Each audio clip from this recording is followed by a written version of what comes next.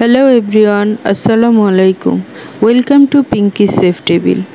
আজকের পর্বে আপনাদের সাথে শেয়ার করব চাপিলা মাছ দিয়ে ফুলকপি আলু তরকারি।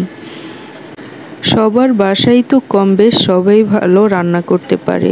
আজকে আমার রান্নাটা যারা নতুন রাঁধুনি বা ব্যাচেলার তারা সহজভাবে কিভাবে রান্না করে নিতে পারবে তাদের জন্যই আমার এই রেসিপিটা। ভালো লাগলে প্লিজ আমাকে সাপোর্ট করে সাবস্ক্রাইব করে পাশে থাকবেন। আমার সকল সাবস্ক্রাইবারকে অনেক অনেক ধন্যবাদ। 500 সাবস্ক্রাইবার পূরণ করে আমাকে এই পর্যন্ত এগিয়ে নেওয়ার জন্য সবাইকে অনেক অনেক ধন্যবাদ। আগামীতেও আমার পাশে থাকবেন যাতে আমি আপনাদের সাথেই আপনাদের হাতে হাত মিলিয়ে একসাথে এগিয়ে যেতে পারি এই ইউটিউবের প্ল্যাটফর্মে। তো আসুন শুরু করি আমরা চাপিলা মাছ দিয়ে ফুলকপি আলুর তরকারি। প্রথমে আমরা চাপিলা মাছগুলি ভালোভাবে ভেজে নেব। মাছগুলো যদি একটু সময় নিয়ে উল্টিয়ে পাল্টিয়ে মচমচে করে ভেজে নেওয়া যায় তাহলে কিন্তু ফুলকপির তরকারির সাথে ভালোই লাগে খেতে। তো হলুদ মরিচ লবণ দিয়ে আমি মাছগুলো ভেজে নেব। যে কোনো একটি কাজে সফলতা আনতে হলে যেমন শ্রম, পরিশ্রম, মেধা, সময় দেওয়া লাগে, ঠিক তেমনই একজন ভরসার সাপোর্ট লাগে। আমার সকল সাবস্ক্রাইবাররা আমার সেই ভরসার সাপোর্ট নিয়ে আমাকে এই পর্যন্ত এনেছেন এবং আশা করি আগামীতেও আমার পাশে থেকে আমাকে আরও দূর এগিয়ে নেওয়ার সাহায্য করবেন। সবগুলো মাছ ভেজে উঠিয়ে রেখে এখন একটি কড়াইয়ে পরিমাণ মতো তেল দিয়ে নিব। তেলটা হালকা গরম হয়ে আসলে এখন এর মাঝে দিয়ে দিব পরিমাণ মতো পেঁয়াজ। আধা কাপের মতো পেঁয়াজ কুচি আমি দিয়ে নিলাম। এখন পেঁয়াজ কুচিটি মিডিয়াম লো হিটেই ভালোভাবে ভেজে নেব। পুরোপুরি ব্রাউন কালার না করে যখন হালকা একটু গোল্ডেন ব্রাউন কালার হয়ে যাবে তখন আমি এর মাঝে গুঁড়ো মশলাগুলো দিয়ে দিব। এখন হালকা শীতে এই সময় যে চাপিলা মাছ এবং যে সবজিগুলো শীতের এসেছে বাজারে, এই সবজিগুলোর মধ্যে কিন্তু বেশি ময় মশলা দেওয়া লাগে না। অল্প মশলা এবং খুব তাড়াতাড়ি কিন্তু সবজি সিদ্ধ হয়ে তৈরি হয়ে যায় তরকারি।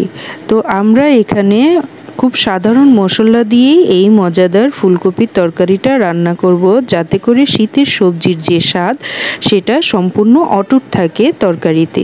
এখানে আমি আধা চামচ হলুদ গুঁড়া, আধা চামচের একটু বেশি মরিচ গুঁড়া এবং পরিমাণ মতো লবণটা দিয়ে মশলাটা ভালো করে কষিয়ে নিলাম অল্প একটু পানি দিয়ে। ভালো করে কষিয়ে নেওয়ার পর এখানে আমি আগে থেকে ধুয়ে রাখা ফুলকপি এবং আলু একসাথে দিয়ে দিব।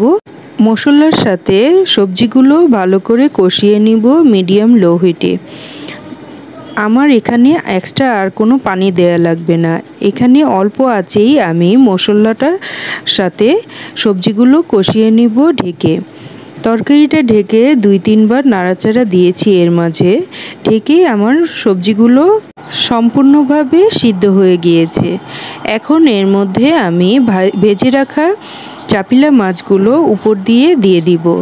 দিয়ে 1 কাপ পরিমাণ ঝোল যতটুকু রাখবো সেই পরিমাণ গরম পানি অ্যাড করে দিয়ে মাছগুলো হালকা হালকা করে চামচ দিয়ে চাপা দিয়ে মশলার সাথে ঝোলে ডুবিয়ে ঢেকে দিব বলক আসার আগ পর্যন্ত। ভালো করে যখন বলক এসে যাবে তখন এর মাঝে পরিমাণ মতো শীতের নতুন ধনিয়া পাতা উপর দিয়ে ছড়িয়ে দিয়ে ঢেকে 10 থেকে 20 সেকেন্ডের মতো রেখে চুলার আঁচ থেকে নামিয়ে নেব। তৈরি হয়ে গেল আমার মজাদার চাপিলা মাছের ফুলকপি আলু ঝোল তরকারি।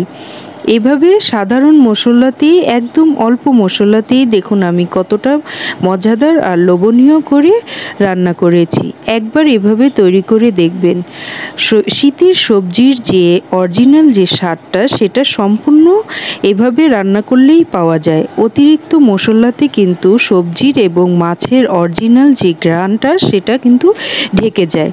কিছু কিছু সিজনের সবজি এবং মাছ আছে যেগুলা খুব অল্প মশলাতেই কিন্তু অসাধারণ স্বাদ করে রান্না করে খাওয়া যায়। ট্রাই করে দেখবেন এবং ভালো লাগলে আমাকে কমেন্টে জানাবেন। আর হ্যাঁ, লাইক শেয়ার করে বন্ধুদের ফ্যামিলির সাথে দেখাতে ভুলবেন না। আসসালামু আলাইকুম।